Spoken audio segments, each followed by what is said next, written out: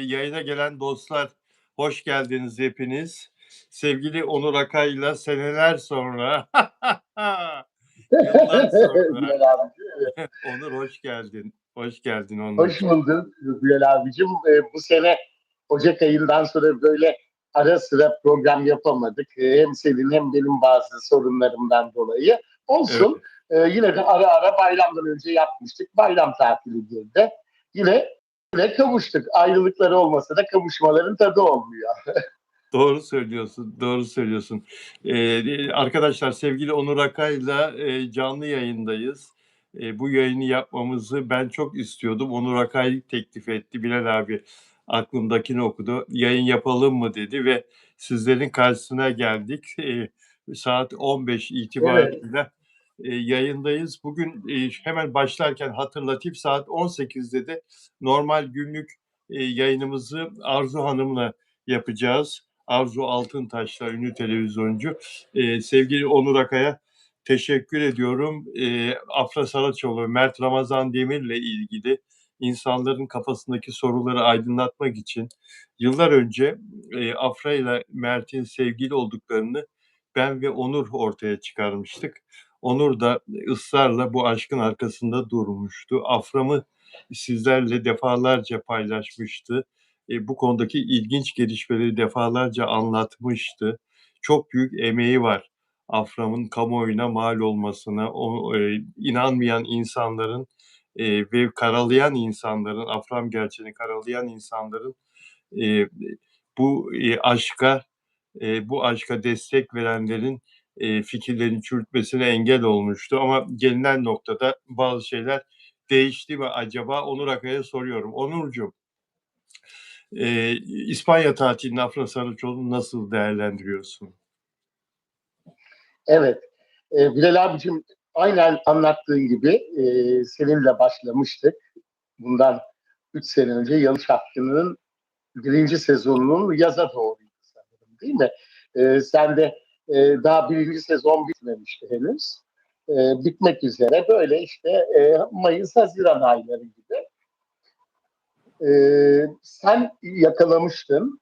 Ben de işte yakın çevresine yakın olduğum için Afra Sarıçoğlu'nun aldığım bilgileri vermiştim. O zaman ilk şöyle demiştim. Şiirlere konu olan şiirler şiir gibi bir aşk yaşıyorlar demiştim. Hatta bütün gazeteler bunu başlık olarak da kullanmışlardı o dönemde. Hatırlıyorum. Bilal Özcan TV'de demiştim. Sonra tabii çok büyük bir aşk yaşadılar ama e, birçok kere de aralarında sorunlar olduğunu, ayrılma sebepleri vardı. İşte e, kıskançlık oluyordu, böyle büyük aşklarda kıskançlık olabiliyor. Başka şeyler vardı. Tabii ikisi de hem partnerdi hem aynı yapım firmasındaydı, baskı altındalardı. Rating onların işindeki en önemli şey. Ratingin bitmemesi lazımdı. Birçok şey yaşadılar. Ve bu da tabii ki bu aşkı yıprattı Bilal abicim. Yani her Evet. şey gelmiş. Ben e, geçtiğimiz ay işte ayda Nisan ayında bir köpek saldırısına uğrayınca bir aya yakın çıkamadım biliyorsun canlı yayına. Yazı da yazamadım. Ama bu işte en son ismini de böyle bazen unutuyorum o beyefendinin. Poyraz. Poyraz Yosmaoğlu ile bir dedikodu çıkınca ben de yazmıştım. Henüz böyle bir şey yok. Yani zaten o zaman da biliyorsun e, muhabir arkadaşımız ve TV8'in muhabiri senin programına bağlandı. Mustafa Ada. Aynen, çok değerli muhabirlerden. O bile söyledi, daha böyle bir şey yok yani demişti. Ama olur mu olmaz mı olabilir falan gibi açıklamalar yapmıştı. Fakat şöyle, ben o dönem işte ilgilenememiştim yani bu konularla. Bir tek yani bu konuyu bir araştırıp bir yazı yazmıştım. Zaten okurlar bilir. Evet. Tabii o yazıyı da hatta sen yayında okudun, canlı yayınında kendi. Ben katılamıyordum ama sen okumuştun. Ben o programı izlemiştim daha sonradan. Ee, Ama şöyle bir şey yani Afra ve Mert'in arasında bu işte İkisinin de bu sezon ayrı ayrı dizileri olması, yoğunluk yaşamaları, yine bir aynı yapım firmasında ayrı rollerde oldukları için yine süren baskı artık onları başka bir yere taşımış, yığılmışlar. Yani benim de kaynakta yani evlisinden bile saklıyorlar yani yakın yani bir kaynak. Şimdi ismini tam olarak vermeyeyim ama çok sağlam bir kaynak. O yani o bile söyledikleri bile o bile şaşırdı yani. Böyle diyebilirim. Kaynağım bile şaşkınlıkla izlemiş son gelişmeleri. E, Ve maalesef ki onlar ayrılma kararı almışlar. Yani Afra'yla bayağı bir Mert zaman oluyor. ayrılma kararı mı almışlar? Evet, Nisan ayında almışlar. Evet, lütfen devam et. Yani kendi kararları tabii. Artık nasıl bu karar verildi o kadar hani detayı bilmiyorum son yaşadıkları. Ama her zamanki gibi şeylerdir zaten. Tabii bu anlattıklarım da etken. Çok yıprandı herhalde. Onlar da ayrı şekilde devam etmeye Burada karar bir dakika, vermişler. bir dakika müsaadeni rica edeyim. Değerli arkadaşlar, teşekkür ederiz canlı yayına gösterdiğiniz ilgiye. En yüksek yayınlarımızdan birini yapıyoruz. En yüksek 1500'ü 2000'i de gördük de son haftalardaki en yüksek yayınlarımızdan birini yapıyoruz. Beğen sayısını da artırırsanız mutlu oluruz arkadaşlar. Abone olmadan izleyen dostlar abone olurlarsa algoritmanın bizi daha çok algılaması, daha çabuk algılaması için önemli bir ayrıntı abone olmanız. Teşekkür ederiz şimdiden. Sevgili Onur Akay, evet lütfen devam et. O kadar çok mesaj geldi ki bana Bilal abicim. Ben de hani yazı olarak yazmayayım da canlı canlı izleyicilere böyle anlatalım istedim. Onun için seni aradım. Bu yayını yapalım dedim. Yazıdan daha iyi olur diye. Çünkü senle duyurmuştuk. Seninle bu aşkla ilgili senelerdir bilgi verdik. Kulis bilgileri olsun, yakın çevreden aldığımız bilgiler olsun, yanlış bilgileri düzelttik. Ama kimseyi kandırmadık. Böyle kandırdığınız gibi yazanlar var sosyal medyada. Burada Evet. da yazıyorlardı. Ben şimdi okuyamadım konuştuğum için bakamadım henüz hızlı akıyor. Evet. Ama hiç kimseyi kandırmadık. Onların hepsi her şey gerçekten yaşandı. Zaten kandırsak 3 yıl ben küçücük bir şey söylediğimde bile birçok oyuncu beni mahkemeye verdi Bilal abicim bilmiyor musun? Birçok sanatçı da olsun. Afra ile Mert de yapımcıları olsun. Mutlaka onlarınla birlikte çalışan yapım firmasında avukatları var. Bir şey çekerlerdi, ne bileyim susturma yasağı getirirlerdi. Birçok şey yaparlardı. Böyle bir şey yaşadık mı yaşamadık. Yaşamadık. Peki ilişki neden bitti sence? Afram ilişkisinin bittiğini söyledin. Bunu tekrar... Aslında ben aşklarının bittiğine inanmıyorum. Aşklarının bittiğine Afra'nın yakın çevresi bile inanmıyor. Ben daha yayından önce konuştuğum kişiler bile inanmıyor da. Ama yine aralarında bir şeyler yaşanmış. Onu en yakın çevresi bile bilmiyor vallahi. En yakını bilmiyor diyeyim. Yakın çevreye geçelim. İşte Nisan ayında e, başlamış böyle bir şeyler. Ondan sonra da tesadüfen o ilk yurt dışı şeyiyle tanışıyor. Yani öyle aylardır falan da bir şey olmadığı gibi Afra hala deneme sürecindeymiş. Onun Hala için indiği zaman o uçaktan indiği zaman yani e, açıklama yapmamasının sebebi o. Yoksa evet yeni bir aşka başladım demek çok mu zor? Dizisi de bitti. Hepsi bitti yani. Bu bir partner de değil. Başka bir işle uğraşan bir iş insanı. Ama o çocuk yani Poyraz Yosmoğlu Afra Saraçoğlu'na aşık oluyor. Çok fazla bu konuyu arkadaşlarına söylüyor. Ondan sonra da işte onları bir araya getiriyorlar, tanışıyorlar ve böyle bir deneme sürecinde Afra da herhalde tabii ki boş değildir. Yani belki bir elektrik mi oldu bilmiyorum ama kesin yani öyle biraz zamanla bırakacak. Yani daha onun için basın açıklamak istemiyor. hala aklı Çok da Mert'te çapkın demek bulunmuş. istiyorsun.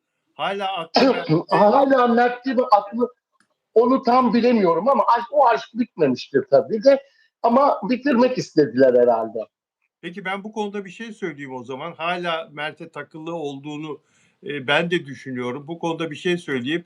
Geçen sene Sezer, Afra, Mert ve bir arkadaşları da Ali galiba, İspanya'da yaşayan Mert'in arkadaşı. Dördü İspanya'ya tatile gitmişler. İspanya'da tatildelerdi. Afra'nın bu sene İspanya'ya giderken Sezer'i de yanında götürmesi, Sezer'le Evet, orada birlikte olması filan geçen seneye Mert'e gönderme gibi düşünüyorum ben de. Yani Sezer'le yine Mert'in çok yakın arkadaşı. Yine bu adamla gittiği halde orada yemek masasında Sezer de vardı biliyorsun. Afra'nın evet. fotoğrafını çeken de o.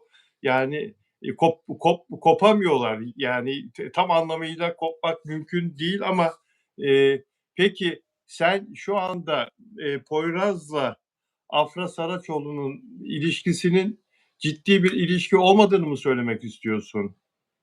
Yani başlamış deneme aşama. Afra tarafından çok öyle aşırı bir henüz yani öyle Mert'le hani başladığı gibi fırtınalı bir aşk gibi başlamamış. Hmm. Deneme sürecinde işte zamana bırakıyor ama diğer çocuk zaten yakın çevresine başladım. Hatta sana söylemiştim Bilal abicim. E, Yakın çevresinin çok çapkın olduğunu söylüyor. Hatta yakın çevresinden biri babasına da ulaştılar. Ondan öğrenmişler. O da bilmiyordu. Afra ile başlayıp başlamadığını babası bile bilmiyor yani. Daha geçen hafta sen, hatta ben yayına bağlanamadım. Bayram programlarına Evet. gitmek için yolda olduğum için sen söyledin yayından. Sana iletmiştim. Fakat yani Afra'yı arzu eden, isteyen, ona aşık olmuş yani Poyraz Bey. Afra da işte görüşüyor. Bir elektrik var tabii ki. Görüşüyor yani. Yoksa Mert'e hani Mert'e böyle bir şey yapmak için yaptığını sanmıyorum. Yani o kadar artık yapmaz ama e, işte zaman ne gösterecek göreceğiz. Açıklama daha henüz tam olarak yapmadı. Türkiye'de de bakalım görüşeceklerdir kesin. Eğer Afra devam ettirirse. O zaman yakalandıklarında bir açıklama, el ele görüntüler çıkarsa daha net anlaşılacaktır. Ama benim yakın çevreden öğrendiğim, şimdi telefon konuşmasında da sana söylemediğim bir şey var ki kesinliği yok henüz, hala yok. Yani Afra daha böyle %100 kesin ben bu ilişkiye başladım demiyormuş. Yani Deneme aralarındaki süreci olur ya, hani bir yemeğe çıkarlar, tatile giderler, birbirlerini tanırlar, biraz zaman ister mesela. Bana, yani hani sen çok biraz hoşlanırsın ama karşı taraf böyle sana aşıktır ama e, yani istemiyorum da demiyorsun ama bir tanımaya çalışmak gibi düşün Bilal abicim. Yine de tabii bir elektrik herhalde bir şey var. Bir de futbol tarafı da, onun futbola yakınlığı da Afra'yı biraz etkilemiş de olur. Fenerbahçe'yi de çok sever Afra. İşte öyle derken e, başladı herhalde. anladım ama Afra Mert'e duyduğu sevgi gibi bir bağlılık yok diyorsun Afra'da. Hayır, yok daha henüz. Afra ve Mert'in aşkı fırtınalı, öyle böyle büyük bir aşk olarak başladı ki yıldırım aşkı gibi. Anladım. Peki yara bandı mı Hatta Poyraz şu dayanamadı da anda? kameraların önünde neredeyse Mert'in elini tutuyordu Bilal abicim, hatırlamıyor musun? Evet, evet. Peki yara bandı mı şu anda sence Poyraz Afra için? Yani diyebiliriz aslında, evet. Bu çok daha da doğru olabilir.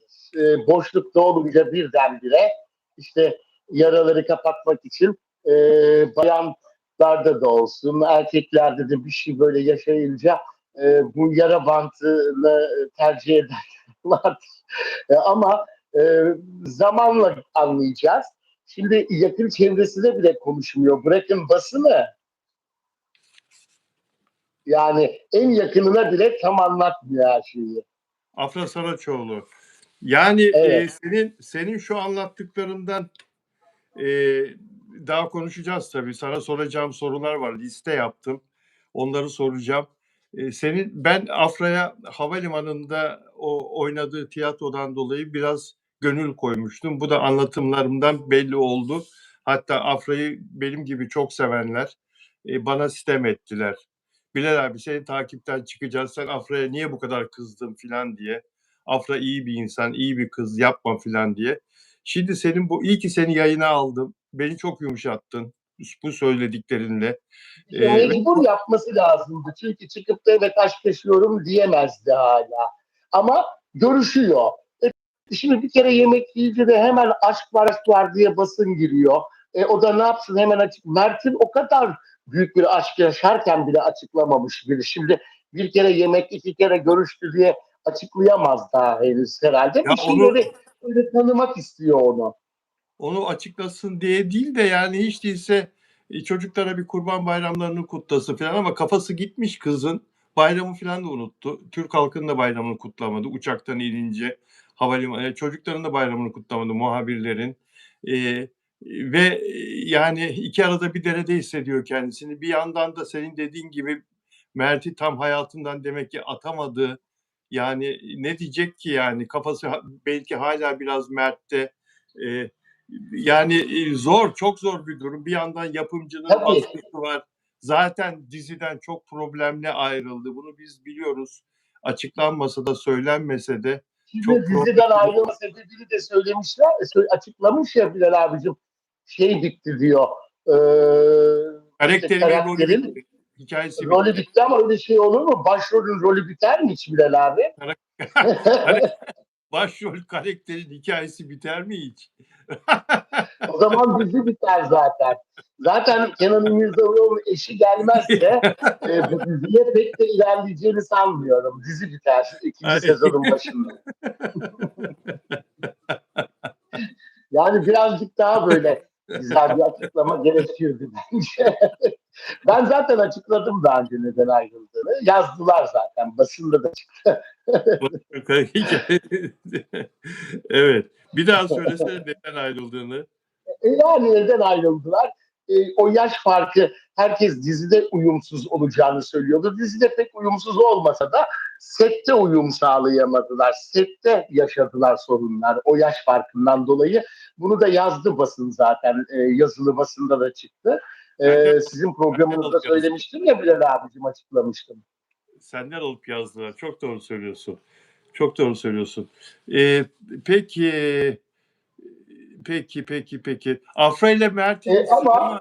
ama 1 Haziran bugün Bilal abicim bence şimdi ben e, isim vermiyorum tabii. Şimdi o isimler böyle verilmesini arzu etmiyor. E, Bence devam etmeyeceğini düşünüyorlar en yakınları bile. Neyin? Düşünenler var. Neyin devam? Bu ilişkinin, bu Poyraz. Poyraz Yosmov ilişkisinin devam etmeyeceğini ilerideki günlerde göreceğiz. Ben de o kanıdayım.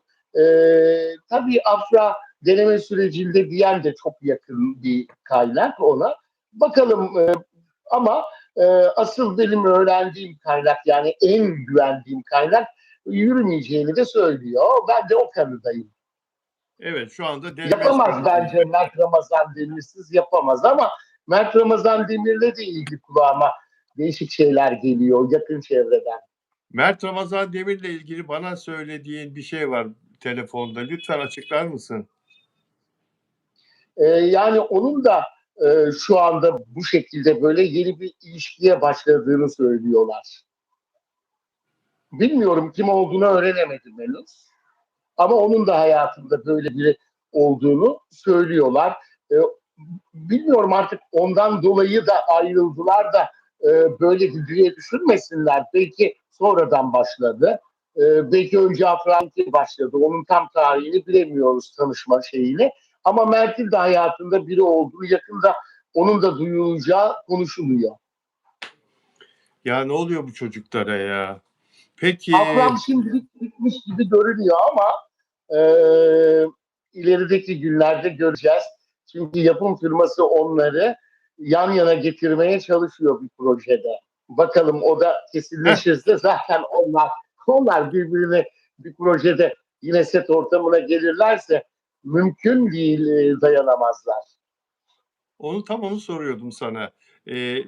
Ortak bir sinema projesi vardı. O ne oldu? O konuda bir gelişme duydun mu? İşte bu yaz birazcık dinlenmek istiyorlarmış ikisi de. İşte Evet. diziden çıkıp diziye girdiler. Sosyal medyadaki platformlara diziler çektiler. E, Bu arada da senaryo arayışındalar. Olma ihtimali var. Yani yapım firmasında daha onların e, yapım firmasıyla ayrılmış değiller. Orada çalışacaklar. Mesela bir 6 ay dinlenseler bile yine o yapım OGM'de olacaklar. İmzaları varmış. İmzaları var ve toplu bir para ödemiştir OGM onlara bağlamak için. Ee, yani dizi Olabilir. yani dizi başına ödenen, bölüm başına ödenen paranın dışında kendisine bağlamak için hani imza parası var ya futbolcularında. Evet. İşte E, sosyal medyadaki platformlara diziler çekebilirler. Onun dışında da ikisini bir film projesinde buluşturma ihtimalleri var senaryo olursa. Ben bunu çok yakın çevreden duyuyorum. Diziden ayrıldığı zamandan bir hafta önce de söylemiştim böyle bir şey var diye. Daha ayrılacağını bilmiyorduk Afra'nın. Sadece Mert'in dizisinin final yapacağı duyulmuştu. Ama tabii şimdi ikisinin özel hayatı nasıl ilerleyecek, nasıl gidecek? Bir araya gelirler, profesyoneller. Onlar o konuda hiçbir sıkıntı yaşamazlar ama bir araya gelirlerse Afram yeniden başlar bence. ya ama bir dakika, bu tam burada şunu soracağım sana. Mesela bu Poyraz'la ilişkisi devam ederse Poyraz Mert Ramazan Demir'le sinema filmde oynamasına karşı çıkabilir. Ya olabilir tabii o kadar ciddi olursa ilerlerse olabilir tabii ama e, işte benim yani bugüne kadar haberler aldığım en önemli kaynak devam edecek gibi görülmüyor diyor. Fakat yine de deneme sürecinde olduğunu da söylüyorlar. Onun için konuşmadığını söylüyorlar. Göreceğiz bakalım nasıl ilerleyecek. Peki Afra'nın annesi Poyraz'a ne diyor? Poyraz için ne diyor? Bu konuda bir şey öğrenebildin mi? Şimdi Afra ile annesi şey gibi Bilal abicim nasıl söyleyeyim arkadaş gibilerdi. Hem anne çok büyük bir birbirlerine bağlılıkları vardır. Arkadaş gibilerdir. Afra her şeyi aslında anlatır ama henüz Poyraz'la ilgili tek bir şeyler anlatmamış. Yani Öyle mi? o kadar daha yeni demek ki yani daha tam olarak kararını vermişti ki daha o konuyu anlatmamış bile. Anlatmamış. Anladım. O da E, basından vallahi ilk zaman. Şimdi Afra babasının yanına gidecek diyorlar. Amerika'ya babasının yanına gidecek önümüzdeki günlerde. Sence Poyraz'ı da götürür mü? Beraber giderler mi? Eğer ki yani ona öyle bir değer vermeye başlarsa olabilir ki Poyraz Bey zaten sürekli yurt dışında olan biriymiş. Ben onun da yakın e, kuzenine falan ulaştım. Hmm. Yani ulaşmadım da ulaştılar için. Poyraz'ın Babasına kadar ulaştılar. öyle mi? Evet, evet. Poyraz'ın Ama babası çok biliyordu. çapkın olduğunu ve çok iyi bir insan olduğunu söylüyorlar. Çok iyi bir insan ama bir çapkınlığı varmış işte. Afra'ya da bir çapkınlık yaparak herhalde böyle elde etmeye çalıştı. Bir elektrik oldu ama Afra henüz öyle hani bile o da böyle deli gibi aşık olduğum falan gibi şeyi yok yani henüz.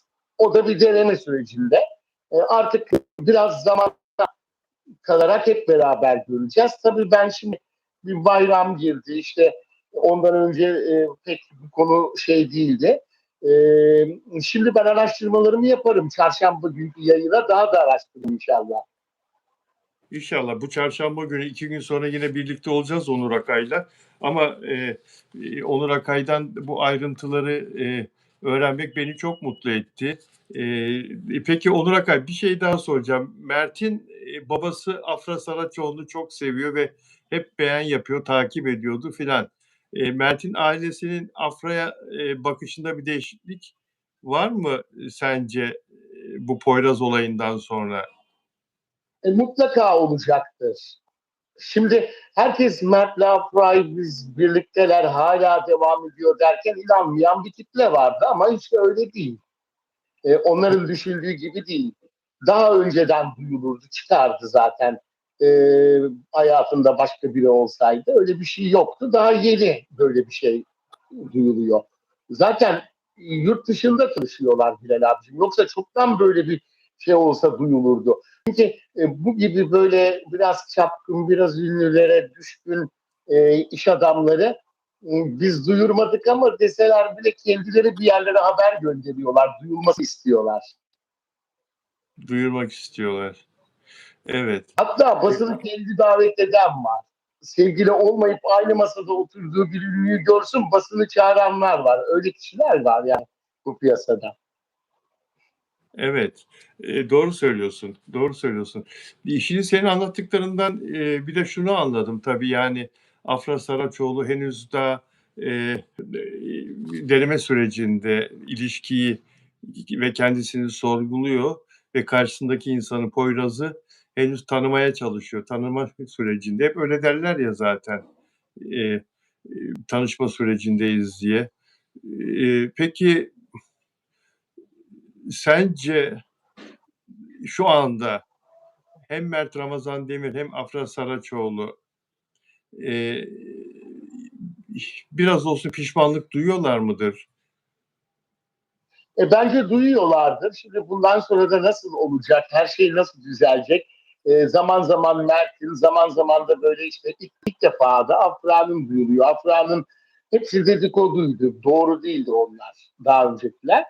Ee, Ondan sonra Mert mesela bir ilişkiye başlayıp da ayrıldıktan sonra herhalde kabul etmez artık. Bundan sonra olmaz yani. Öyle eğer ilişki kesinleşir de el ele görürüz de Türkiye'de de devam eder de açıklamada yaparlarsa herhalde bir daha da Mert'in de ayrılsa bile Afra'yı kabul edeceğini sanmıyorum. Mert de gururludur böyle. O da ikisi de çok iyi bir insan. Birbirini çok sevse de belli de olmaz ama çok da büyük konuşmamak lazım. E, Yani evlenip ayrıldıktan sonra belli bir süre sonra bile evlenenler var yani. Doğru söylüyorsun. Doğru Tekrardan bir söylüyorsun. araya gelenler oluyor. Her şey oluyor ama e, biraz artık zor görünüyor gibi. Afram'ın bir araya gelmesi sanki. Bir proje için belki olur da aşk için biraz zor görünüyor gibi benim son e, yakın çevreden duyumlarıma göre. Ama dediğim gibi daha Poyraz aşkı öyle kesin bir şey değil. Yani kesin görüşmüş bir şey var, gitmişler bir araya gelmişler ama Afra açısından tanıma sürecinde Poyraz Bey zaten Afra'ya aşık. Aşık Afra'ya diyorsun ve üzerine çok düşüyor, çok ilgileniyor. Bu da kadının hoşuna gider, değil mi? Kadınların hoşuna gider Tabii. erkeğin Tabii üzerine işte bir düşmesi. süreçte de zaten yine araları bozulmuş. Zaten her kavgalarını, her ayrılıklarını duyurmuyorduk ki Bilal abicim. Şimdi 2 gün sonra barışıyor, tekrar bir kavga ediyorlar, hemen aynı gün barışıyor. Her dakika ayrıldılar, barıştılar. Söyle, ben o kadar anlatmıyordum onları. Evet, sen biliyordun bazı gerçekleri, Duyuyordum benden mesela. biliyordun. Evet. Benden bile saklıyordun. Bilal abi gerek yok diyordun. Çok detay diyordun. Evet iyi ki de anlatmamışsın. Biz onları daha böyle birbirlerine aşık bir çift olarak hatırlayalım Afram'ı. O iyi şekilde Ama öyle hatırlayalım. zaten öyleydi. İyi Çok günler. çok hem de öyleydi. O büyük aşktan kavga çıkıyordu zaten. Çok sevmekten kavga çıkıyordu. Ya hatırlıyorum da 3 sene evvel aynı odada kaldıklarını ben ortaya çıkardığımda Şeker Evet. Bayramı'nda Urla'da sen de bana demiştin ki Bilal abi evet aynı odada kalıyorlar biliyorum. Hatta dedi dün gece Mert Ramazan Demir evlilik teklif etti, yüzük taktı. Tabii Söz ilk yüzüğü orada. taktı demişti. Ya ne güzel günlerdi onlar. Ne güzel Tabii ilk orada gelişmeler. oluyor zaten. Tabii. Ama Yani etrafında baskısı olduğu magazin, yapım firmalarının aynı olması, partner olmaları, sonra aynı firmada tekrar ayrı yapımlarda oynamaları, baskı, etrafındaki kişiler, yakın çevrelerinde de aralarını çok bozmak isteyen neler yaşadılar neler yani Bilal abicim bildiğin gibi değil. Zaten o büyük aşklarda büyük bir kıskançlık vardı. Hani bir şarkı var ya seni saran kemerden belini kıskanırım diyor. Öyle bir kıskançlıktı. Bir daha söylesene ki neden kıskanırım şarkının Yani sözü. seni saran kemerden belini kıskanırım diyor ya şarkıda işte telini kıskanım ne bileyim kıskanırım seni şarkının sözlerini bir düşünün. Aynı onlara uyuyordu yani bu şarkı. Seni öpen anneni kıskanırım diyordu bir de değil mi? Şarkıda öyle bir şey Evet, var. işte içinde o da var. Tabii tabii. Aynen öyle Bilal abi. Ya üzücü be. Ne buluyordur ki şimdi? Mert'te olmayan ne vardır ki bu çocukta? Poyraz Yosmoğlu'nda yani. Belki de çaresizlikten yani. Ya tabii yaramantı dediğin çok doğru Bilal abicim. Bir kere Mert e, şöhreti ayrı, oyunculuğu aynı meslekteler, daha yakışıklı. Yani parası da var. Hiç fazlası var yani eksiği yok. Bir de zaten çok büyük aşk yaşadılar. Ama işte bu dediğim etkenler onları yıprattı. Yıprattı. Sevgili Onur Akay, çok teşekkür ediyorum canım. Renk kattın. Bu bilgiler çok değerli bize anlattıkların. İzleyenler de çok merak ediyorlardı senin düşüncelerini ve anlatacaklarını. Çok teşekkür ederim bu bilgileri paylaştığın için. Ee, Rica yarın ederim ben de çok mutlu oldum. sağ ol. Yarın Salı, öbür gün Çarşamba. Çarşamba günü yine yayında birlikte olacağız seninle 18'de. Tabii bu konuda daha da araştıracağım. Bayram programları da yoğun bakamadım pek Bilal abicim. İşte birkaç Evet, görüşmeler yaptım böyle müsait oldukça. Daha da iyi araştıracağım. Çarşamba 18'de inşallah Bilal Özcan TV izleyicileri buluşmak dileğiyle diyorum. Hepsine sevgilerimi gönderiyorum. Geçmiş bayramları kutlu olsun. Allah tekrarını erdirsin Bilal abicim. Senin gibi böyle çok güzel bir gazeteciyle de program yapmak bana her teşekkür zamanki gibi yine çok keyif verdi. Çok teşekkür ederim. Ben de çok memnun oldum. Evet dostlar, Onur Akay'la birlikteydik. Lütfen yayını kapatmadan evvel beğen yaparsanız ve abone olursanız kanalımıza mutlu olurum efendim. Bugün saat 18'de yani 2,5 saat sonra Arzu Altıntaş'la ünlü televizyoncu günlük magazin yayınımızı yapacağız. 1 saat ve Onur Akay'ın anlattığı detayları Arzu'ya soracağım. Arzu'nun da yorumunu merak ediyorum. Onur'un anlattıklarıyla ilgili hepsini not aldım bir kenara ve diğer günlük gelişmeleri konuşacağız. 2,5 saat sonra tekrar görüşmek üzere canlı yayında. Hoşça kalın. Peki.